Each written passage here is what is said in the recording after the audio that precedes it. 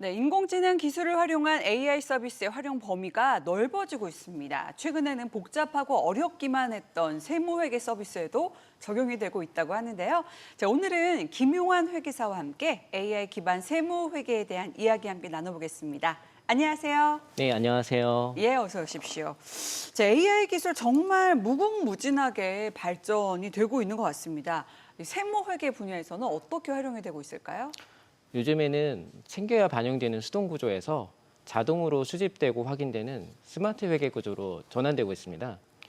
최근에는 AI 기술을 활용하여 인증 한 번으로 복잡한 서류 전달 과정을 없애고 있습니다.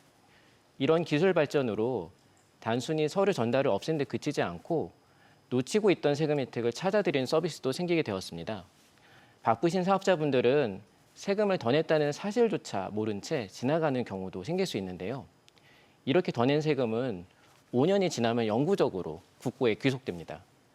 실제로 저희가 사업자들을 대상으로 5년치 세금 내역을 분석해 본 결과 10명 중 7명꼴로 환급이 가능하고 평균 약 900만 원의 과다 납부 세금이 발견되었습니다. 더 낸 세금을 돌려받는 건 납세자의 정당한 권리이지만 모르고 지나치는 안타까운 경우가 참 많습니다.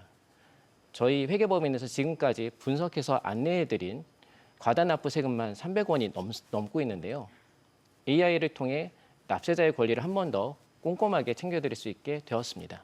예, 과다 납부된 세금 단위가 벌써 몇백이라고 하니까 그렇게 많았나 싶긴 한데 처음에 그럼 세무 처리를 하다 보면 실수라는 게 아무래도 많을 수도 있을 것 같은데 보통 어떤 실수 유형들이 있을까요? 가장 많이 겪는 어려움 중에 하나가 바로 법인 통장 개설 문제입니다. 최근에는 대포 통장 문제로 인해 신설 법인의 경우 통장 개설이 3개월 이상 지연되거나 거절되는 사례도 있고 설사 개설이 되더라도 초기 이체 한도가 30만 원으로 제한되는 경우가 대부분입니다. 사실 저희 같은 회계사는 이런 상황을 수도 없이 경험해 왔기 때문에 은행별로 실무 대응 방식, 계좌 개설 사전 준비 사항, 한도 해제 전략 등을 차근차근 안내해 드리고 있습니다. 또 운영하시다 보면 뜻밖의 가산세 폭탄을 맞는 경우도 생기는데요. 실제 저희 회사 사례 중에서 종합소득세 신고를 도와드렸던 개인사업자 대표님이 계셨습니다. 그런데 막상 설계가 끝나고 나니 혼자서 셀프 신고를 진행하시겠다며 계약을 철회하신 경우가 있었는데요. 그리고 그로부터 1년 후에 국세청으로부터 3,200만 원을 납부하라는 결정고지를 받고 다급하게 저희 회계법인에 연락을 주셨습니다. 셀프로 신고하신 내역이 국세청이 파악한 자료와 달라서 가산세까지 붙게 된 경우였는데요. 전문가의 도움 없이는 잘못 신고된 부분을 찾는 것 자체가 어렵습니다. 당시 정정신고를 통해서 결과적으로 최종 납부세액은 약 300만 원으로 마무리됐습니다. 이와 같이 셀프 신고를 통해서 세금을 줄이려다가 오히려 가산세 폭탄에 맞을 뻔한 경우가 생각보다 빈번합니다. 뭐 세금 납부해야 될 게 10분의 1로 줄었다고 하니까 이게 전문가의 도움이 꼭 필요한 영역임에 틀림이 없을 것 같은데 뭐 새로운 경제 현실에 맞는 과세 체계를 갖추고 뭐 조세 회피를 차단하기 위해서 매년 이 새로운 세법이 개정이 되고 있잖아요. 네, 자, 맞습니다. 2025년부터 적용이 되는 세법 이거는 꼭 알아야 한다, 참고해야 할 점이 있다면 어떤 게 있을까요? 먼저 첫 번째는 디지털 자산에 대한 과세가 유예되었습니다. 가상화폐 같은 디지털 자산 과세는 2027년으로 유예가 되었고요. 예. 지금부터 거래 내역과 취득 원가를 정리해두면 나중에 과세가 시작되더라도 유리하게 대응할 수 있기 때문에 미리 정리해 두시는 것을 추천드립니다. 두 번째는 AI 기술 투자에 대한 세액 공제가 확대되었습니다. AI가 국가 전략 기술로 지정되면서 관련 R&D 비용에 대해 최대 40% 이상 세액 공제가 가능해졌습니다. 스타트업의 경우 회계와 세무 처리 전략만으로 상당한 절세 효과를 기대할 수 있기 때문에 꼭 기억해 두시는 게 좋겠습니다. 예. 자, 그렇다면 이 실제 최신 세법을 반영을 해서 절세 전략을 성공한 사례는 어떤 게 있을까요? 최근에는 가업 승계에 대한 컨설팅을 많이 하고 있는데요. 단순히 세금을 줄이는 것이 아니라 다음 세대가 사업을 안정적으로 이어가도록 전략을 제시하고 있습니다.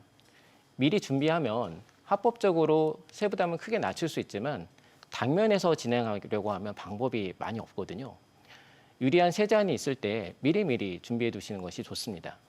실제 사례를 한 가지 말씀드리면요. 주식 가치가 약 250억 원에 달하는 한 가족 기업이 있었습니다. 기존 구조에서라면 증여세가 약 110억 원 가량 발생하는데요. 예. 지분 구조를 재정비하고 가업승계 증여세 특례 요건을 갖추어서 약 53억 원 절세했던 사례가 있었습니다. 야, 거의 절반이 뚝 하고 줄어든 건데 이게 합법적인 사례라는 거죠. 그럼요. 만약에 그대로 진행했다면 오히려 과잉세금이 되는 거죠. 최적의 타이밍에 회사의 실적을 정확히 반영해서 주식 가치가 과대평가되지 않도록 조정했던 사례라 특례 적용 요건 충족과 세액 감소라는 두 마리 토끼를 잡은 겁니다. 사실 원칙적으로 이 제도가 열려 있지만 요건이 좀 까다롭고 시점이나 지분율, 업종 등의 변수가 많습니다. 따라서 무턱대고 적용했다가 특례 배제가 되어 오히려 세금이 더 많아질 수도 있는데요. 초기 설계 단계부터 전문가와 조건을 꼼꼼히 점검하시는 것이 중요합니다. 예, 뭐 비단 사업자가 아니더라도 이 세무사의 도움으로 세금 신고를 하는 분들 점점 많아지고 있는 추세인데 많은 분들이 회계사와 세무사의 업무를 좀 혼동이 되는 부분이 있는 것 같아요. 어떻게 다른가요? 간단히 말씀드리면 예. 세무사는 세무자문, 신고, 불복 등 세금 전반에 대해 전문적으로 대리하고 전략을 수립하는 전문가입니다. 그리고 회계사는 이러한 세무 업무에 더해서 회계와 재무 구조, 리스크까지 통합적으로 고려하여 기업의 미래를 함께 고민하는 전략 파트너라고 볼 수 있습니다. 특히 개인이 아닌 법인 사업자라면 회계사의 도움을 필수적으로 받아야 한다고 보는데요. 그 이유는 운영 구조가 전혀 다르기 때문입니다. 가장 핵심적인 차이는 지켜야 할 요건이 훨씬 많다라는 점입니다. 예를 들어 대표이사가 100% 지분을 가진 1인 법인이라 하더라도 법인 자금을 개인 용도로 사용하는 경우에는 배임이나 횡령 문제로 이어질 수 있습니다. 법인 운영에는 상법과 세법은 물론이고 중대재해처벌법, 외부감사법 등 여러 복잡한 요건을 준수해야 되는데요. 제대로 알지 못한 채 업무를 처리하다 보면 의도치 않게 법을 위반하는 경우가 발생합니다. 이처럼 기업 경영에는 모른다고 해서 면책되지 않는 사각지대가 많기 때문에 회계사와의 정기적인 상담과 검토가 리스크 예방의 핵심이 됩니다.